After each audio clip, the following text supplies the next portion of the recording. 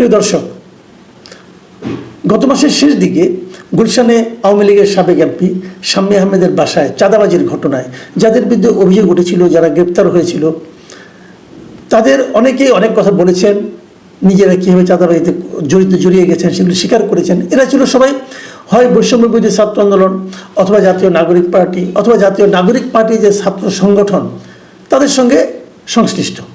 এদের মধ্যে একজন জানি আলম অপু, তিনি ধরা পড়েছিলেন দুদিন পরে। এই যে দুদিন পরে উনি ধরা পড়লেন, এই দুদিন উনি কী করেছেন, কোথায় ছিলেন, এটা নিয়ে একটা মহা আলোচনা তখনই হয়েছিল। এই সময়ে 27 তারিখে সম্ভবত এই জানি আলম অপু নিজেই কিন্তু ফেসবুকে একটা স্ট্যাটাস দিয়েছিলেন এবং দিয়ে তিনি দাবি করেছিলেন যে তিনি গ্রেফতার হন নাই, তিনি কোনো চাঁদাবাজিও করেন নাই, এবং তিনি এটাও বলেছিলেন যে উনি একটা ষড়যন্ত্রের শিকার এবং উনি খুব শীঘ্রই এই ব্যাপারটা নিয়ে মুখ খুলবেন। এবং উনি মুখ খুলেছেন কি না খুলেছেন তখন আমরা বুঝতে পারিনি, কিন্তু এতদিন পরে গত রাতে একটা ভিডিও, বুধবার রাতে আর কি, একটা ভিডিও, ওনার একটা ভিডিও খুবই ভাইরাল হয়ে গেছে, চারদিকে ছড়ায় পড়েছে। এবং সেই ভিডিওতে তিনি বলেছেন যে ওনাকে কিভাবে উনি এখানে গিয়েছেন, কে কে এর সঙ্গে জড়িত আছে, উনি কিছু কিছু ইঙ্গিত করেছেন। যেমন উনি ইঙ্গিত করেছেন যে প্রথমবার যখন তারা চাঁদার জন্য গিয়েছিলেন 10 লাখ টাকা যখন এনেছিলেন, উনি বলেছেন ওই প্রথমবার যখন আমরা 10 লাখ টাকা আনি তখন শাম্মী আহমেদের হাজব্যান্ড যার হাতে টাকাটা তুলে দিল সে লোকটা আমি, মানে অপু, সে নিজের কথা বলতেছে। এবং শেষে বলতেছে ওই দিন রাতের বেলা ওখানে যাওয়ার আগে তারা কীভাবে ওখানে, মানে যে রাতে গেল ওই রাতেই ভোর রাতের দিকে 16 তারিখে আর কি, ওয়েস্টিনের সামনে একটা মোটর সাইকেল নিয়ে, সাদা রঙের মোটর সাইকেল নিয়ে ওনার সঙ্গে কে কথা বলেছিলেন, উনি বলেছেন সেটা ছিল উপদেষ্টা আসিফ মাহমুদ সজীব ভুইয়া। এবং উনি বলার চেষ্টা করেছেন, বলার চেষ্টা করেছেন এইগুলো আসলে আমাদের কাজ না, আমাদেরকে দিয়ে নানাভাবে করানো হয়। এবং সেক্ষেত্রে কারা কারা করেছে তারাও উনি ইঙ্গিত দিয়েছেন। এবং ওনার ভাষায় শুনুন উনি কী বলেছেন, এটা চোখের সামনে আপনাদের কে কি করছে, আঙুল ফুলে কলা গাছ কীভাবে হয়েছে, যেসব ছেলেপেলেরা হলে থাকতে পারতো না ছাত্রলীগের যন্ত্রণায়, বাসা ভাড়া নিয়ে থাকবে সেই টাকা থাকতো না, বিভিন্ন রাজনৈতিক নেতাদের কাছ থেকে টাকা ধার করে নিয়ে থাকতে হতো, ডোনেশনে যাদের মেস ভাড়া চলছে তারা এখন ডুপ্লেক্স বাড়িতে থাকে, নিজস্ব গাড়িতে চলাফেরা করে। এগুলো অপুর অভিযোগ। এবং উনি বলছেন এর সঙ্গে অনেকেই জড়িত আছেন। অপুর এই ভিডিও বুধবার রাতে ছড়িয়ে পড়েছে এবং ইঙ্গিতটা বোঝাই যাচ্ছে কোন দিকে যাচ্ছে।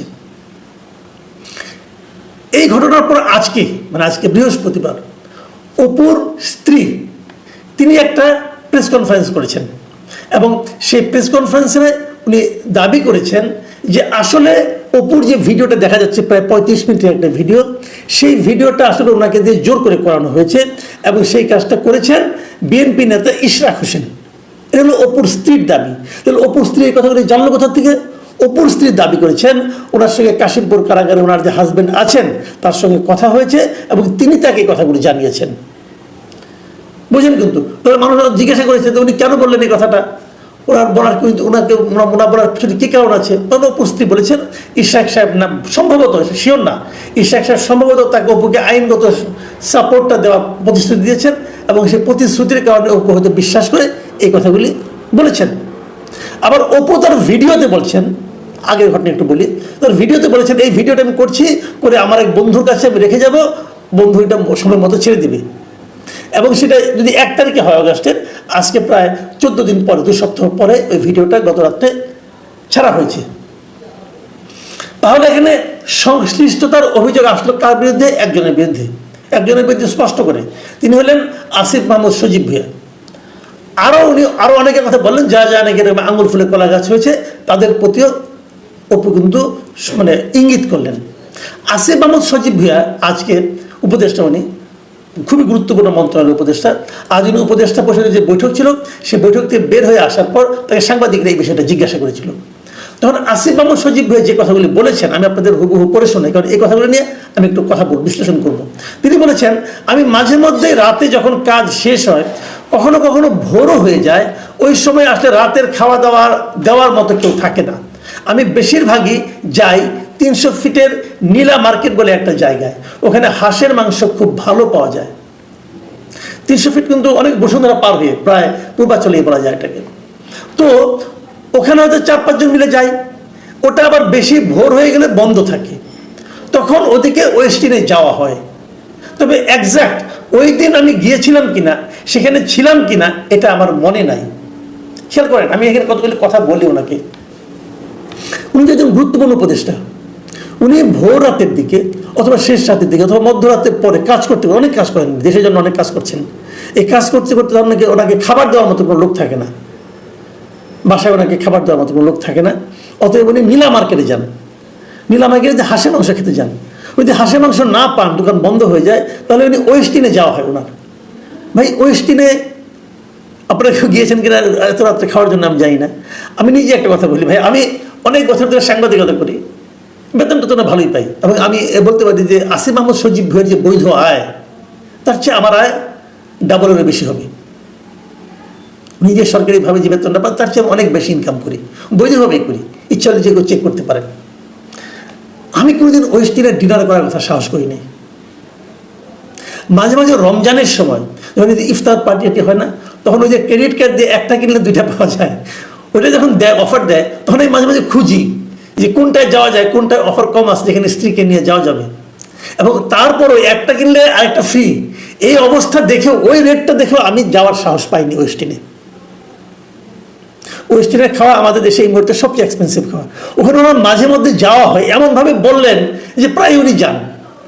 ভাই আসিফ মাহমুদ বিলটা কে দেয়?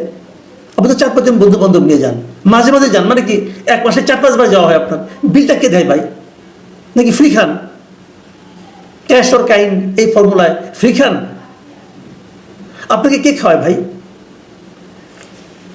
এই হলো আমাদের আসিফ মাহমুদ সজীব ভাইয়ের কাণ্ড কারখানা। উনি সরকারের একজন উপদেষ্টা, এবং উনি আবার এটাও কয়দিন আগে দেখলাম, উনি এটাও বলছেন যে উনি নাকি সামনে ইলেকশন করবেন, যদি করেন আর কি, তাহলে উনি এই শিডিউল ঘোষণার আগেই পদত্যাগ করবেন। তার মানে এতদিন ধরে গুছিয়ে টুছিয়ে নেবেন, যেদিন শিডিউল ঘোষণা করবে তার আগের দিন উনি পদত্যাগ করে উনি ইলেকশন করবেন। করেন ভাই, ইলেকশন করেন।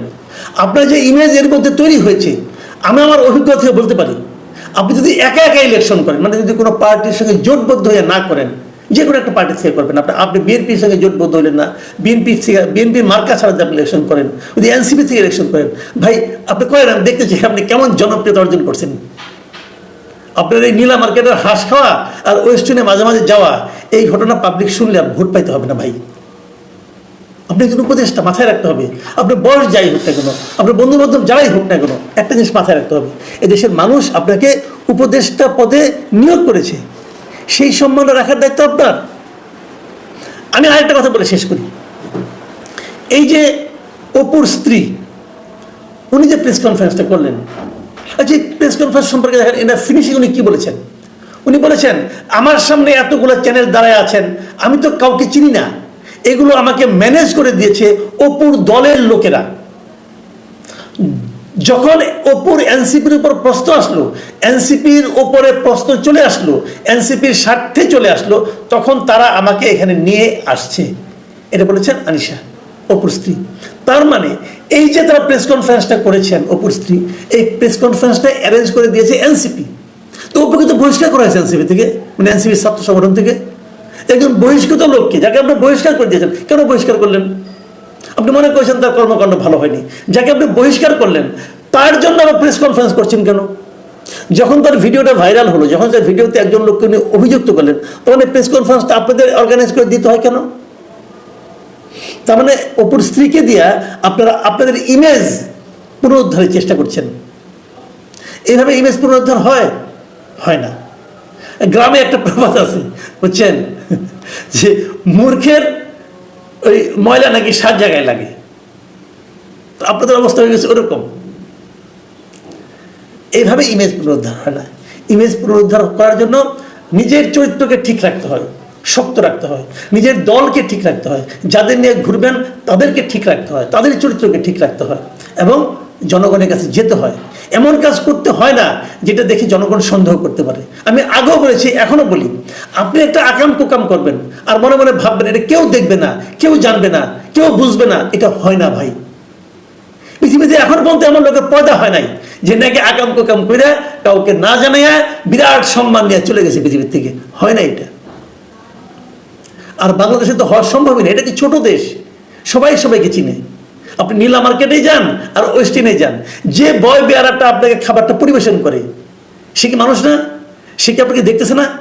যে আপনার মধ্যে ছেলে নিয়মিত অনুষ্ঠানে কী কারণে আসেন, তার সঙ্গে কারো আত্মীয়তা নাই, সে কি কাউকে বলবে না, এইভাবে বাইরে চলে আসে।